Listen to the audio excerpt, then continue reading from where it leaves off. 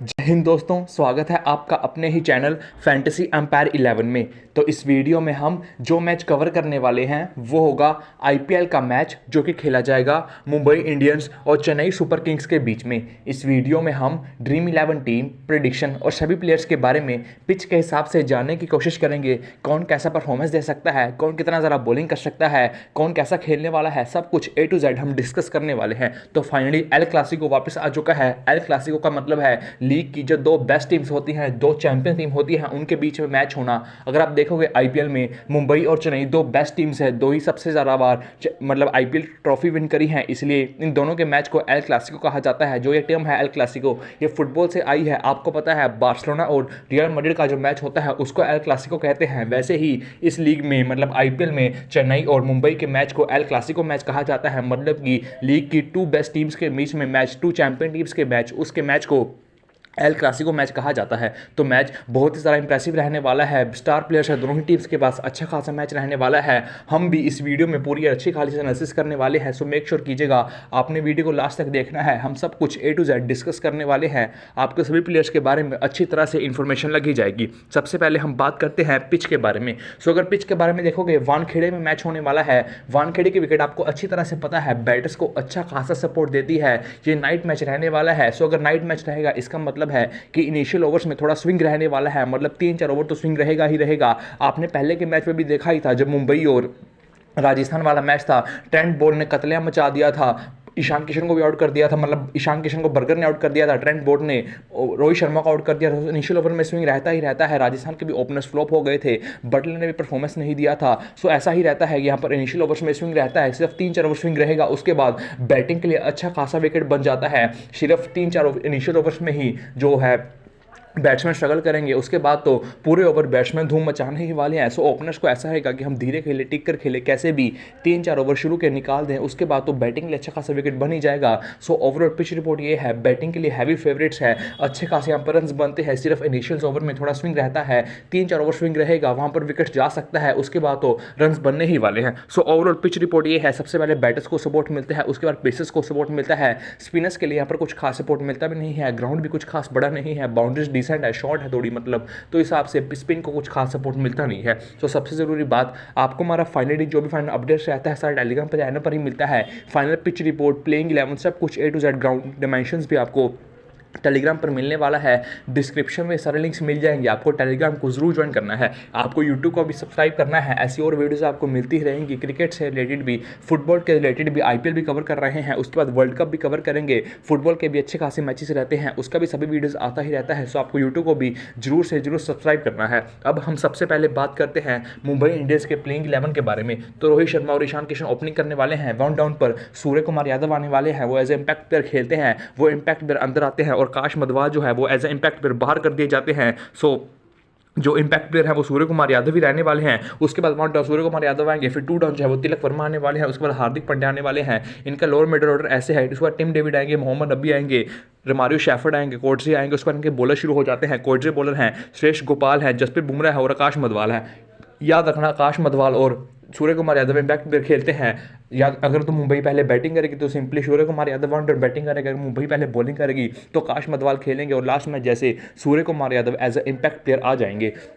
अगर आप देखोगे, हमने लास्ट मैच में सूर्य कुमार यादव अपनी टीम का वाइस कैप्टन किया था, बावजूद कि वो एज इम्पैक्ट प्लेयर आने थे। बहुत सारे ओपोनेंट्स उनको अपनी टीम में कंसीडर में नहीं किया था, हमने वाइस कैप्टन किया था, बंदे ने हाफ सेंचुरी मारा था, हमें 1 साइड विन करवाया था। सो पिछले मैच हमारा अच्छा खासा गया था, उम्मीद करते हैं ये मैच भी हमारा अच्छा खासा जाए। अब बात करते हैं कौन कितना ज़रा ओवर्स कर सकता है। तो जिनके 4 ओवर्स पूरे कन्फर्म है वो इनके मेन पेसर्स हैं। कोटजे के 4 ओवर पक्के कन्फर्म है, बुमराह के 4 ओवर पक्के कन्फर्म है, आकाश मधवाल के भी 4 ओवर पक्के कन्फर्म है। सो ये जो बॉलर्स हैं ये तो 4 ओवर करने ही वाले हैं। सो जो 12 ओवर्स हैं वो यहाँ पर हो जाते हैं। अब जो बचे 8 ओवर्स हैं उनके बारे में बात करते हैं। अब अगर आप सामने देखोगे, चेन्नई के पास अच्छे खासे लेफ्टीज़ हैं, सचिन रविंद्र भी लेफ्टी हैं, जडेजा भी लेफ्टी हैं, शिवम दुबे भी लेफ्टी हैं। सो लेफ्टीज़ है, अगर मतलब इसका मतलब है कि मोहम्मद नबी भी अच्छी खासी बॉलिंग कर सकते हैं, लेकिन इस पिच से स्पिन को कुछ खास सपोर्ट मिलता भी नहीं है। दुबे स्पिन को बहुत सारा गंदा मारते हैं, उस हिसाब से मैं मोहम्मद नबी से ज़्यादा भी ओवर्स का एक्सपेक्टेशन नहीं रख रहा हूँ, लेकिन फिर भी मोहम्मद नबी जो है वो 2 से 3 ओवर में कॉन्ट्रीब्यूशन जरूर करके दे सकते हैं। सो मोहम्मद नबी का 2 से 3 ओवर में कॉन्ट्रीब्यूशन लगा सकते हो। ऐसे ही रोमारियो शेफर्ड है, इनका भी 2 से 3 ओवर में कॉन्ट्रीब्यूशन रहेगा। श्रेष्ठ गोपाल स्पिनर हैं, सामने लेफ्टीज़ हैं, ये लेग स्पिनर है और लेफ्टिस्ट ज़्यादा बॉलिंग नहीं करते हैं, उस हिसाब से इनका भी अच्छा खासा चांसेस है कि ओवर्स कट जाए। लास्ट मैच में भले ही 4 ओवर किया था, लेकिन फिर भी इस मैच में इनके अच्छे खासे चांसेस है कि ओवर कट जाएँ, तो इनसे भी मैं 2 से 3 ओवर की एक्सपेक्टेशन ही रखूँगा। हार्दिक पांड्या से मुझे कुछ ज़्यादा एक्सपेक्टेशन नहीं है, अगर ये बॉलिंग करेंगी तो भी 1 से 2 ओवर ही करने वाले हैं। सो जो 4 मतलब 3 मेन बॉलर्स हैं वो तो इनके कोएट्जे हैं, जसप्रीत बुमराह है, आकाश मधवाल हैं, ये तो मिलकर 4-4 ओवर करने ही वाले हैं। सो 12 ओवर यहाँ पर हो गए, जो बचे 8 ओवर हैं यही 4 बॉलर्स मिलकर करने वाले हैं। हार्दिक पांड्या, मोहम्मद नबी, मारियो शेफर्ड और श्रेयस गोपाल, ये मिलकर चारों 8 ओवर करने वाले हैं, जिसमें से हार्दिक पांड्या का बॉलिंग करने का चांस सबसे ज़्यादा कम है। ये मोस्ट प्रोबेबली 1 से 2 ओवर ही करेंगे, बाकी सभी मिला के 2-2, 3-3 ओवर ऐसे मिला के कर सकते हैं। जो पूरे 4 ओवर है वो तो इनके तीनों मेन पेसर ही करने वाले हैं। तो अब बात करते हैं थोड़ा ब्रीफ के बारे में, बात करते हैं कि इसका कैसा फॉर्म रहा है। बाकी हम पूरा डिटेल में तो जब अपनी ड्रीम 11 टीम को क्रिएट करेंगे तब बात करने वाले हैं। इनके ओपनर्स का फॉर्म बहुत ज़्यादा बढ़िया रहा है, पूरी इनकी बैटिंग का ही फॉर्म बहुत ज़्यादा बढ़िया रहा है। हर बंदा अच्छा खासा परफॉर्मेंस पुट करके दे रहा है और इनके बॉलिंग का भी जो परफॉर्मेंस है वो डिसेंट ही रहा है। पहले कुछ मैच में बहुत ज़्यादा रन पिटवाए थे, लेकिन इनका बैटिंग से फॉर्म शुरू से ही अच्छा रहा है।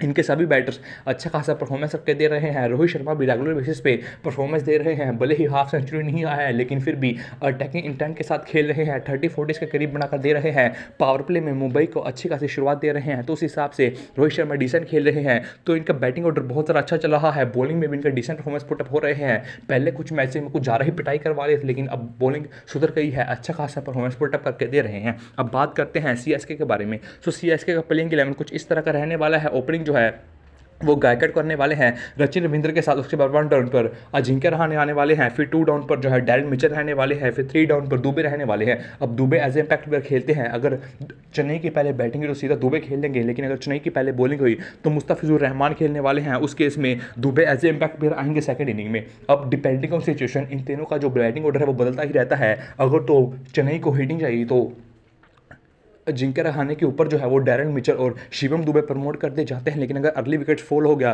तो 1 डाउन जो है वो रहाणे ही आते हैं। So depending on situation in तीनों का बैटिंग ऑर्डर जो है वो बदलता ही रहता है। जैसे लास्ट मैच में 1 डाउन डैरेन मिचेल आ गए थे, फिर 2 डाउन जो है वो शिवम दुबे आ गए थे और रहाणे का बैटिंग नहीं आया था, क्योंकि सचिन रविंद्र और गायकवाड़ डिसेंट परफॉर्मेंस पुटअप किए थे पावर प्ले के बाद। ऐसा ही रहता है, जैसे कि मैंने कहा, अगर तो हिटिंग चाहिए तो वो प्रमोट हो जाएंगे, लेकिन अगर अर्ली विकेट फॉल हो गया, 1-2 ओवर में ही विकेट फॉल हो गया, तो मोस्ट प्रोबेबली रहाणे ही 1 डाउन बैटिंग करने वाले हैं। सो डिपेंडिंग अपॉन सिचुएशन इनका ऐसा ही रहता है। उसके बाद बात की जाए, स्मिथ रिजवी आने वाले हिटिंग के लिए आएंगे, उसके बाद जडेजा है, MS भाई हैं। उसके बाद बात की जाए बॉलर्स के बारे में, शार्दुल ठाकुर हैं, अगर दीपक चहर फिट हुए, इस बॉल पिच पे स्विंग मिलता है तो मोस्ट प्रोबेबली ठाकुर को आउट करके दीपक चहर भी इस मैच में जरूर खेल सकते हैं। उसके बाद तीक्ष्णा है, मोस्ट प्रोबेबली पथिराना भी फिट हो गए हैं, अगर पथिराना खेलेंगे तो तीक्ष्णा बाहर चले जाएंगे, उसके बाद पथिराना से डायरेक्ट अंदर आने वाले हैं। उसके बाद तुषार देशपांडे है और एज ए इम्पैक्ट बॉलर जो है वो मुस्तफिजुर रहमान रहने वाले हैं। अब इनके बारे में बात करते हैं कि कौन कितना ज़रा ओवर्स करने वाला है। सबसे पहले इम्पैक्ट पर मुस्तफिजुर रहमान, उनका 4 ओवर पूरा कंफर्म है। तुषार देशपांडे भी इस मैच में 3 से 4 ओवर एक्सपेक्ट कर ही रहा हूँ।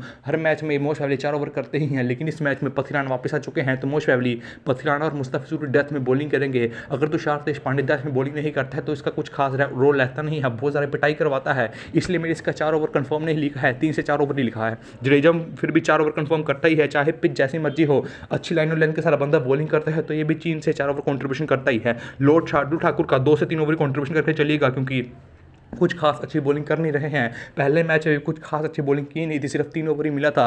सो इनसे 2 से 3 ओवर की एक्सपेक्टेशन रखिएगा। डैरेन मिचेल से आप 1 से 2 ओवर की एक्सपेक्टेशन रख सकते हो, लेकिन लास्ट मैच में सचिन रविंद्र ने 2 ओवर कर दिए थे, लेकिन इस मैच में मैं रविंद्र से बॉलिंग का कुछ खास उम्मीद नहीं रखूंगा, क्योंकि जो पिच है वो स्पिन को बिल्कुल भी सपोर्ट देती नहीं है। तो उस हिसाब से डैरेन मिचेल 1 से 2 ओवर बॉलिंग जरूर कर सकते हैं। सो इनका बॉलिंग ब्रेकअप कुछ इस तरह का है। अब बात की जाए इनके बारे में, फॉर्म बहुत ज़्यादा अच्छा चल रहा है, तभी तो टॉप ऑफ द लीग चल रहे हैं। खैर अब तो राजस्थान आ चुकी है, लेकिन फिर भी सेकंड पोजीशन पे है। अगर ये मैच जीते हैं तो अच्छा खासा फिर भी फर्स्ट पोजीशन पे आ सकते हैं। तो चेन्नई का फॉर्म बहुत ही ज़्यादा इंप्रेसिव चल रहा है। शिवम दुबे बहुत ज़्यादा बढ़िया खेल रहे हैं। अगर टॉप ऑर्डर फ्लॉप होता है तो मिडिल ऑर्डर में शिवम दुबे पारी को संभाल लेते हैं। अगर टॉप ऑर्डर अच्छा खासा परफॉर्मेंस देता है तो शिवम दुबे मिडिल ऑर्डर में आकर अच्छी खासी हिटिंग के साथ इनको अच्छा खासा टोटल पे पहुंचा देते हैं। उसके बाद इनके बॉलर्स को अच्छा खासा परफॉर्मेंस दे रहे हैं। मुस्तफिजुर रहमान हर मैच में अच्छे खासे विकेट चटका रहे हैं। तुषार देशपांडे ने भी लास्ट मैच में डेथ में अच्छी खासी बॉलिंग की थी, विकेट्स भी चटकाई थी। मैंने एज्यूम किया था कि लास्ट मैच में मतलब ठाकुर जो है वो डेथ में बॉलिंग करेंगे, लेकिन ठाकुर को ओवर ही पूरे नहीं मिले और तुषार देशपांडे ने डेथ में बॉलिंग कर दिया। लेकिन इस मैच में ऐसा हो सकता है अगर पथिराना खेले तो पथिराना और मुस्तफिजुर डेथ में बॉलिंग करने वाले हैं। उस केस में तुषार देशपांडे को डेथ में जो है वो बॉलिंग मिलने नहीं वाला है। सो इनका कुछ ऐसा ही रहने वाला है, ध्यान रखिएगा। अगर पथिराना खेलते हैं तो पथिराना ही डेथ में बॉलिंग करेंगे, उसका मुस्तफिजुर रहमान डेथ में बॉलिंग करेंगे, तब तुषार देशपांडे डेथ में बॉलिंग नहीं करेंगे, तब उनका जो है मतलब इंपॉर्टेंस है फैंटेसी पॉइंट ऑफ व्यू से वो बहुत ही ज़्यादा कम हो जाएगा, क्योंकि अगर डेथ ओवर बॉलिंग नहीं करेंगे तो कुछ विकेट से लेने नहीं वाले हैं। अब बात ये टॉप सीवीसी ऑप्शंस के बारे में, Hardik Pandya best CVC option है, भले ही ओवर कंट्रीब्यूशन ज़्यादा नहीं कर रहे हैं, लेकिन ये बहुत ज़्यादा बढ़िया मैच रहने वाला है। तो मुझे लगता है कि विकेट फॉल्स होंगे, अगर विकेट गिरेंगे तो हार्दिक पांड्या का अच्छा खासा बैटिंग आना चाहिए। तो हार्दिक पांड्या भी आपकी टीम के लिए अच्छे खासे सीवीसी ऑप्शन रहने वाले हैं। अगर एक दो ओवर बॉलिंग भी कर दिए तो कभी विकेट लेके जा सकते हैं, पिच इनकी बॉलिंग को सपोर्ट करने वाली है। बुमराह जैसे लास्ट मैच में बॉलिंग कर रहे हैं, डेथ में बॉलिंग करते हैं, उस हिसाब से सीवीसी के बुमराह भी बेस्ट ऑप्शन रहने वाले हैं। रचित रविंद्र लास्ट मैच में 2 ओवर कंट्रीब्यूट कर दिया था, बंदा ओपनिंग पर आ रहा है, अटैकिंग इंटेंट के साथ खेलता है, सीवीसी का बेस्ट ऑप्शन रहने वाला है। गायकवाड़ का भी परफॉर्मेंस अच्छा रहता है, मुंबई के खिलाफ भी बहुत सारा अच्छा परफॉर्मेंस रहता है, तो सीवीसी के लिए गायकवाड़ भी बेस्ट ऑप्शन रहने वाले हैं। सूर्य कुमार यादव भी सीवीसी के लिए बेस्ट ऑप्शन रहने वाले हैं। अब गेम चेंजर्स के बारे में बात की जाए, अगर तो पथिराना नहीं खेलते हैं तो तुषार देशपांडे फिर से टॉप गेम चेंजर रहने वाले हैं, क्योंकि तब ये 2 ओवर डेथ में कंट्रीब्यूशन करेंगे, डेथ में बॉलिंग करके कभी भी बंडल्स में विकेट लेके जा सकते हैं। तो उस हिसाब से तुषार देशपांडे एक टॉप गेम चेंजर रह सकते हैं। लेकिन अगर पथिराना खेलते हैं तब इन पर ज़्यादा ध्यान मत कीजिएगा। तिलक वर्मा के बारे में बात की जाए, अच्छी बैटिंग कर रहे हैं, लेकिन बैटिंग ऑर्डर थोड़ा नीचे है, तो आपके ओपोनेंट्स मोस्ट प्रोबेबली इनको अपनी टीम से ड्रॉप करने ही वाले हैं। लेकिन जैसे कि मैंने कहा, इस ग्राउंड पर अर्ली स्विंग रहता है, तो अगर अर्ली स्विंग रहेगा तो अगर ओपनर्स फ्लॉप हो गए, तिलक वर्मा का अच्छा खासा बैटिंग आएगा, तो तिलक वर्मा का अच्छा खासा बैटिंग आए तो स्पिन को पेस को सभी को बढ़िया खेलते हैं, उस केस में आपकी टीम के लिए टॉप गेम चेंजर यही बन जाएंगे। आकाश मधवा 4 ओवर कंप्लीट करता है, बंदा डेथ में भी 1-2 ओवर कंट्रीब्यूट करता है, विकेट्स भले ही कम मिला है लेकिन फिर भी टॉप गेम चेंजर रहने वाला है। 4 ओवर कंट्रीब्यूट करेगा, डेथ में बॉलिंग करेगा, कभी भी विकेट लेके जा सकता है। उसके बाद लॉर्ड शार्दुल ठाकुर भी एक टॉप गेम चेंजर रहने वाले हैं, भले ही लास्ट मैच में गंदा परफॉर्मेंस दिया था, पूरे 4 ओवर कंप्लीट भी नहीं किए थे, लेकिन अपनी सारी क्रिकेट मुंबई में ही खेले हैं, वानखेड़े को अच्छी तरह से जानते हैं, तो क्या पता इस मैच में डेथ में भी बॉलिंग करने आ जाए तो उस हिसाब से विकेट भी लेके जा सकते हैं। सो हमने इन शॉर्ट सभी प्लेयर्स के बारे में डिस्कस कर लिया है। अब हम अपनी ड्रीम 11 टीम को क्रिएट करते हैं और सभी प्लेयर्स के बारे में इन डेप्थ जो है वो एनालिसिस करने वाले हैं, आपको किस प्लेयर को अपनी टीम में क्यों कंसीडर करना है।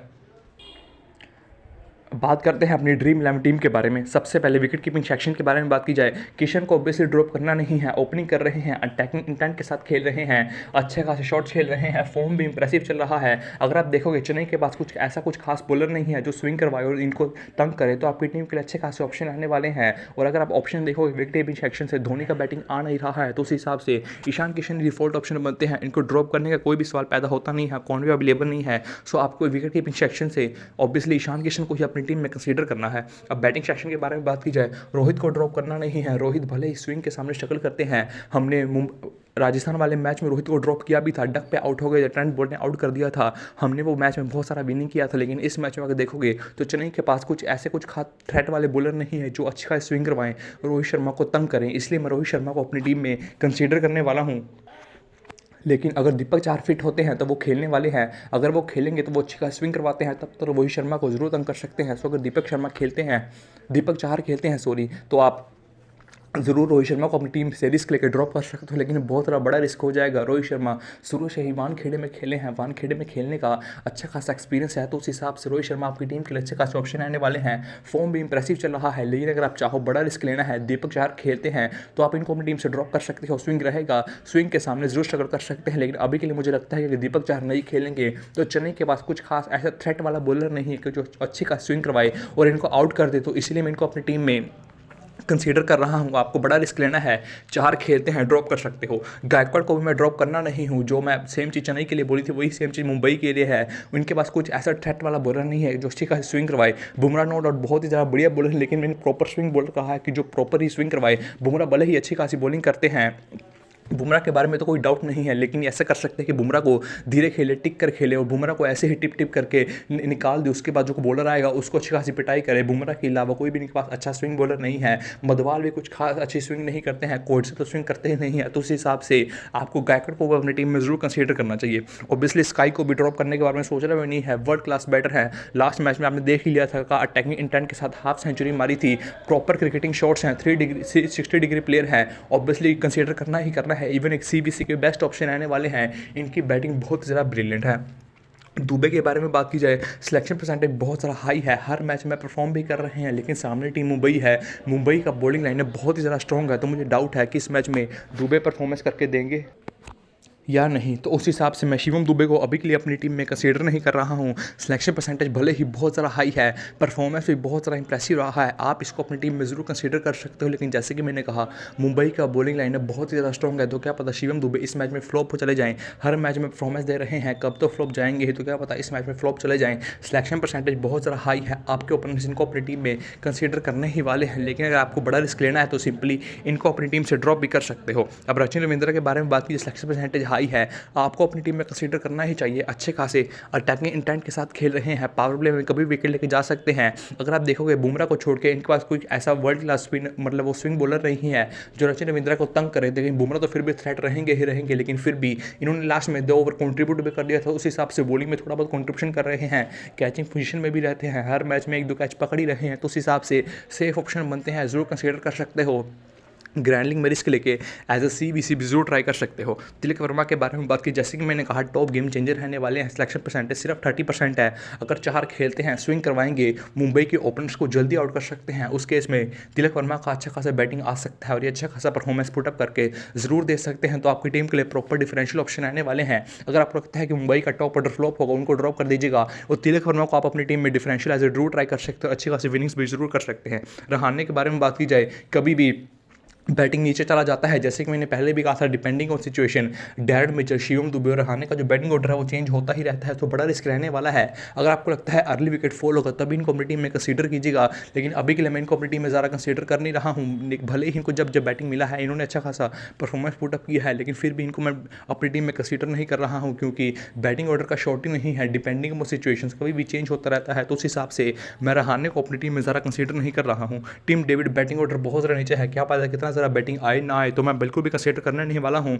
रिजवी का भी सेम ऐसा ही है, बैटिंग ऑर्डर नीचे है, मैं कंसीडर करने नहीं वाला हूँ। नीचे कोई भी प्लेयर खेल नहीं रहा है, डिवॉल्ट ब्रेविस थोड़े बहुत मैचेस खेले थे, लेकिन जब से शेफर्ड आए हैं वो अच्छी खासी बैटिंग के साथ बॉलिंग भी कर रहे हैं, तो मोस्ट प्रोबेबली शेफर्ड ही खेलने वाले हैं, इनको कुछ खास मौका मिलने नहीं वाला है। सो बैटिंग सेक्शन से अभी के लिए मैंने 4 प्लेयर्स को पिक किया है, जो कि रोहित शर्मा है, गायकवाड़ हैं, सूर्य कुमार यादव हैं और रचिन रविंद्र हैं। ऑलराउंडर्स के बारे में बात की जाए, इंडिया के टॉप 2 ऑलराउंडर्स बिल्कुल भी छोड़ना नहीं है। जडेजा 4 ओवर कंट्रीब्यूट करते हैं, टाइम आने पर बैटिंग में भी अच्छा खासा कंट्रीब्यूशन करके दे सकते हैं, तो ऑब्वियसली जडेजा को तो ड्रॉप करना नहीं है। अगर आपको बड़ा रिस्क लेना है, हार्दिक पांड्या को आप अपनी टीम से जरूर ड्रॉप कर सकते हो। देखोगे बैटिंग ऑर्डर चाहे वो 3 डाउन है, तो बैटिंग ऑर्डर बहुत ज़्यादा नीचे है, क्या पता लास्ट मैच में जैसे थोड़ा 15-20 रन ही बना पाएँ, उसके बाद नॉट आउट ही चले जाएँ, तो आपको ज़्यादा पॉइंट कंट्रीब्यूशन करके देने नहीं वाले हैं। इस मैच में सामने वाली टीम के खिलाफ मतलब चेन्नई के पास अच्छे खासे लेफ्टीज हैं, सुनब्बी का बॉलिंग करने का अच्छा खासा चांसेस है, उस केस में हार्दिक पांड्या का ओवर जो है वो कट जाएगा, तो हार्दिक पांड्या मोस्ट प्रोबेबली इस मैच में बॉलिंग नहीं करने वाले हैं। सो अगर बॉलिंग नहीं करेंगे, बैटिंग ऑर्डर बहुत ज़्यादा नीचे है, तो क्या पता कितना ज़रा बैटिंग आए